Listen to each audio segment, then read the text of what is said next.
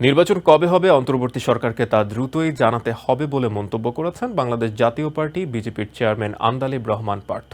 বৃহস্পতিবার রাজধানীর একটি হোটেলে মতবিনিময় সভায় অংশ নিয়ে তিনি আরও বলেন, এই অন্তর্বর্তী সরকার দুর্বল, জনগণের সাথে দূরত্ব সৃষ্টি হচ্ছে তাদের। এভাবে চলতে থাকলে ফ্যাসিস্টরা সুযোগ পাবে। এদিকে তত্ত্বাবধায়ক সরকার ব্যবস্থার পুনর্বহালের প্রস্তাব করেন জাতীয় পার্টির চেয়ারম্যান জি.এম. কাদের। প্রধানমন্ত্রীর ক্ষমতা কমিয়ে রাষ্ট্রপতির ক্ষমতা বৃদ্ধির পাশাপাশি সংবিধান সংস্কারে ১৯ দফা প্রস্তাব দেন তিনি।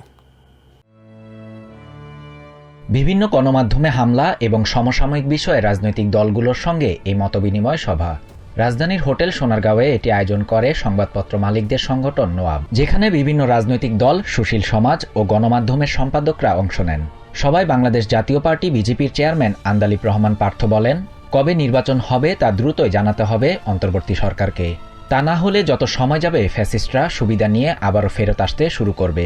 কবে কোন মুহূর্তে নির্বাচন হবে এবং সরকারের সাথে, আপনাদের সাথে, আমাদের সাথে যেন দৃশ্যমান একটা সম্পর্ক স্টাবলিশ হয়। বর্তমান সরকারকে দুর্বল উল্লেখ করে পার্থ বলেন, দেশের জনগণের নিরাপত্তা দিতে ব্যর্থ হয়েছেন তারা। এমনকি জনগণের সাথেও দূরত্ব সৃষ্টি হচ্ছে সরকারের। তাই নির্বাচনের মাধ্যমে ভালো হোক খারাপ হোক জনগণই বেছে নেবেন তাদের পছন্দের সরকারকে। এদিকে সব দলের অংশগ্রহণ ছাড়া নির্বাচন হলে তা গ্রহণযোগ্য হবে না বলে মন্তব্য করেছেন জাতীয় পার্টি চেয়ারম্যান জি.এম. কাদের। বৃহস্পতিবার জাতীয় পার্টির বনানী কার্যালয়ে সংবিধান সংস্কার বিষয়ে জাতীয় পার্টির ১৯টি প্রস্তাবনা তুলে ধরে একথা বলেন তিনি। আগামী সংসদ নির্বাচনে তত্ত্বাবধায়ক সরকার ব্যবস্থার পুনর্বহালের প্রস্তাব করেন তিনি।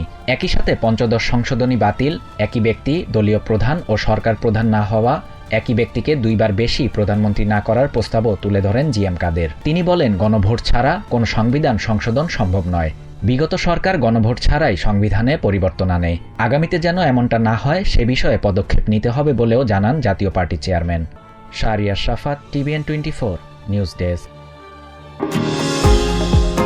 নিউ ইয়র্ক থেকে সম্প্রচারিত টিভিএন 24 টেলিভিশন বিশ্বজুড়ে বাঙালির কণ্ঠস্বর।